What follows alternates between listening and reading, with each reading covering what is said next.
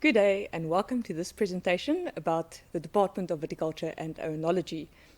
I hope you'll find it informative and helpful in deciding whether a degree in grapevine and wine sciences is going to be just for you.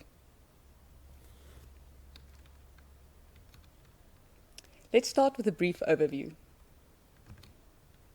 The Department of Viticulture and Oenology was founded in 1918.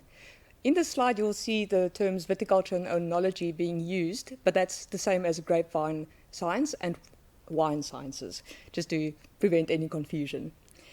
We are also truly unique to South Africa in that we offer a BSc Agri degree in grapevine and wine sciences, and we are also the home of the South African Grape and Wine Research Institute, or SAGRI. One of our most notable claims to fame is the successful breeding of the well-known, proudly South African grapevine variety, Pinotage, right here at the university by Prof. Abram Isaac Perrault in 1925. So I think it is safe to say that we are truly one of a kind in South Africa. We have a large group of academics and researchers who are involved in both undergraduate and postgraduate teaching. We all focus either in the field of viticulture, or grapevine sciences, or otherwise oenology, or the wine sciences. And then within this, each of us has a specific speciality that we focus on and then present lectures on in the undergraduate program. We are headed by Professor Wessel de Tooy, who is currently our head of department. Looking at our degree structure, as I've mentioned, we've got a 4-year degree, which is a BSc Agri, and this means that you can progress straight into a postgraduate or master's degree thereafter, should you decide to progress to postgraduate studies. On the postgraduate level, we've got 2 options. So you could either progress to a master's in viticulture or oenology, deciding which one you would like to focus on. But we are also open to other BSc streams. So BSc students who completed a 3-year degree from perhaps genetics or microbiology can actually also come and then do a master's degree in wine biotechnology. But with a 3-year degree, they will first have to enroll for an honors BSc. But for the purposes of this presentation, we'll be focusing on the undergraduate studies because that is what you have to decide upon in the near future. Let's look at the course and what awaits beyond. Starting with the entry requirements, you will need a National Senior Certificate or an Independent Examination Board School Leaver Certificate with university exemption, Afrikaans or English as home language or first additional language at a level 4, mathematics at a level 5, and this is an important one. This is mathematics and not mathematical literacy. We unfortunately do not accept students who only have mathematical literacy. And then lastly, physical sciences at a level 4. If you tick these boxes, then you're halfway there. If we're looking at course content in an overview, some of the interesting subject matter that you will be exposed to is obviously going to be in the fields of grapevine sciences and wine sciences, as the name of the degree suggests, but that's not quite that simple. Within those 2 study fields, there's a lot of intricate aspects that is dealt with over the course of the 4 years, and various facets of wine management, vineyard management, winemaking, and wine analysis, a lot of interesting things that I'll elaborate on a little bit more in the coming slides. So if you look at this, you can see it's not just about farming, it's actually mostly about science. As the degree name also suggests, it's a BSc, so it's a Bachelor of Science, so it's very technical. But obviously, we'll get to the practical part a little bit later as well. We're not all about the science, but mostly. Course content in a brief overview in terms of each study year. This slide is only in English, but it will be followed with the Afrikaans slide for Afrikaans audience. So the first year is a very straightforward BSc degree with, or program rather, with biology, chemistry, physics, crop production, computer literacy and mathematics. And then in the second semester of the first year, you will have an introduction to grapevine and wine sciences. That's where you will meet some of my colleagues, perhaps myself, when you start taking the first grapevine and wine science modules. From the second year on, you start forming more part of our program. So starting with grapevine and wine sciences project 1, which is a very practical based module, and also focuses on some other soft academic skills like academic literacy, research methodology, all kinds of things that you will use in other modules as well, not just that specific module.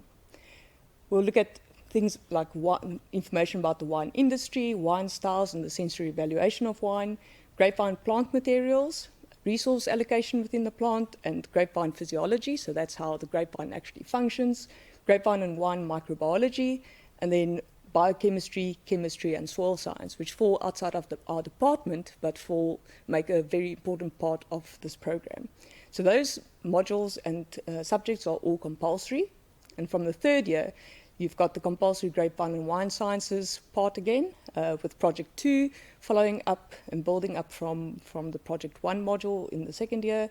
And you've got then wine production. So this is the first year where you actually make some wine with us. Wine stabilization, bottling and faults, grapevine propagation and cultivation. So that's how to plant the grapevine. And then trellising and canopy management, which is all to do with vineyard management. Then we get to electives. So those are subjects that you can choose what interests you and what you think is going to be most valuable for you in your path forward. So you've got 48 credits to choose from to make up the 120 credits total for the third year. And you can choose from subjects including soil science, analytical chemistry, plant pathology, entomology, or nematology. Now, in the fourth year is when things start getting really interesting and fun. You start off with a big bang, going into industry for an internship for 6 months. So the first semester, you are not on campus. You will be working on a farm and in a cellar, gaining valuable experience and also learning how to put the knowledge that you've learned over the past 3 years into practice. Then in the second semester, you will return to campus for your final lectures, and those will include subjects regarding advanced viticulture, wine flavors, international terroir and wine, which is a fantastic new module where we've got lots of international wines you'll be tasting. The future of wine, which is obviously very important, not just from a climatic perspective, but also from an economic perspective. So that's very important to bring that innovation. That's a little bit of a philosophical module as well. And then grapevine farming and systems and business models. So that's focusing a lot on table grape production. So we often think that grapes just turn into wine. No, we've got table grapes, we've got raisins. So we also teach you how those farms and vineyards are managed differently, and also how that whole business and that big economic sector actually works. Just going to give a few brief moments for the Afrikaans audience to just scan over this slide for in case.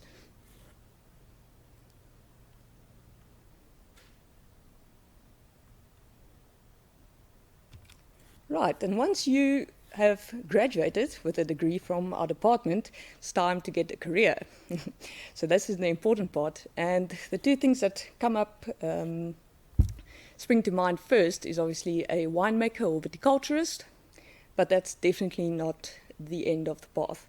There is a wide range of careers that you can choose. You can go into the agritourism industry, you can become a researcher, you can even return to the university and become a lecturer like myself. You can be a consultant, a journalist. There's really anything that you think could be related to wine, there's a space for you. So when an opportunity presents itself, all I can say is grab it with both hands and make the best of it. That's really, I think, the best advice I can give you today. The department also has other benefits in terms of networks. We've got many colleagues who are from overseas or have already established a lot of collaborative work efforts with other universities. So we've got a wide range of people that we can put you in connection with, either for possible employment or research opportunities for postgraduate studies especially. So we really want our students to benefit from these networks that we have, and also encourage them to actually get networks of their own.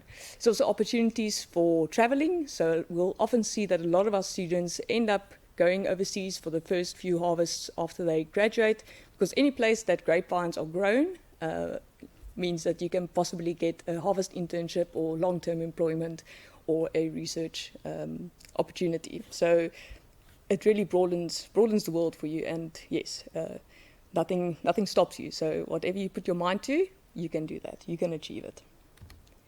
If we think of where the path may lead, none of us really know, and that's what's really exciting. I think what I've been trying to also bring across is that this is a very wide range of opportunities and careers that await you once you have graduated, and that the only person that can determine that is yourself. So really to engage and to find networks, get opportunities, and also to unlock those opportunities and make the best of it. So really, perhaps you come back to university, as I've mentioned, or you go overseas, or you stay local is lekker. whatever is going to be best suited to you. Our students are really important to us, not just as the department, but also as the future of the industry, because the young minds of today are going to be the winemakers and viticulturists and all those other careers I've mentioned of tomorrow. So that's really one thing that we take to heart. And we also try to encourage our students to take ownership of their own learning and not just sit and wait for information to be dished up on a plate. We really try to make things interactive and get them to really think and apply the knowledge. We also have a strong interest in personal development. So we've got some courses that we present within modules where you can also learn about conflict management and public speaking. So it's really important for us to put well-rounded individuals out into the workplace one day. And as I've mentioned many times, international opportunities are plentiful. Just a little bit of statistics to make it fun. Our undergraduate students from year 1 to 4 in total, usually between 160 to 170 students in total. In 2018, we had a nice intake of over 200 students, but we're a very small department, and having smaller classes allows us to be a little bit more in tune with our student groups, and actually having some getting to know our students and having a bit more of a one-on-one feeling. So that's another benefit from our department. Okay, so what do we have for you to come and use? That's our facilities. We have wonderful facilities with newly renovated lecture rooms with all the updated technology ready for hybrid teaching. We've got laboratories with analytical side. We've got a sensory laboratory, so that's where a lot of wine sensory evaluation takes place. It's a new, very important aspect of wine evaluation that we focus on quite a lot in our modules. And we have the experimental cellar, which is where you will be making wine for the first time in your third year. And then my favorite part as a viticulturist is the re-established vineyards that we replanted in 2020. So those are some training vineyards where you will be doing the practical training on the vineyard side, but it's also to showcase various ways of managing vineyards, and also has some specific model vineyards used for research. In addition to those, we've got the greenhouse, which is housed within our building, the GH Netting building on campus, and that allows us a whole different way of doing research and in an environment where we want to actually control certain atmospheric conditions. And then also the central analytical facility also houses some of their laboratories and analytical services within our department. We are also the only university in South Africa that has its own commercial wine cellar, so the Welgevallen cellar, and we also have our own wine label called Dilan. Then, of course, my claim to fame, the training and research vineyards, where we will definitely be spending lots of time. Of course, we have to think outside the box, so it's not just about the academics, but so our most important thing is to bridge that gap between knowledge and practice. And that's mainly done through that internship, where we get students to actively take the knowledge that they've learned over 3 years and putting it into practice. But it's not limited to the internship only. All the practical activities and various other modes where we try to instill that upon our students to actively use the knowledge. It's also a diverse program with lots of fun activities. We often have wine blending challenges, plenty industry visits and also the annual Falco pruning competition, which is a lot of fun. And students really enjoy that one, where we compete against some other students as well. And we've got a strong link to industry, so it's really important for us to know keep a pulse on what's happening out in industry, have those connections. So we're part of the wine industry strategic exercise. You can find some more information about that on that link. But we're basically involved there through the human resource development and training aspects, technology and innovation and transfer, and also knowledge and information development. So a lot of things that have got to do with teaching and learning and innovation. That's where we play a very large role.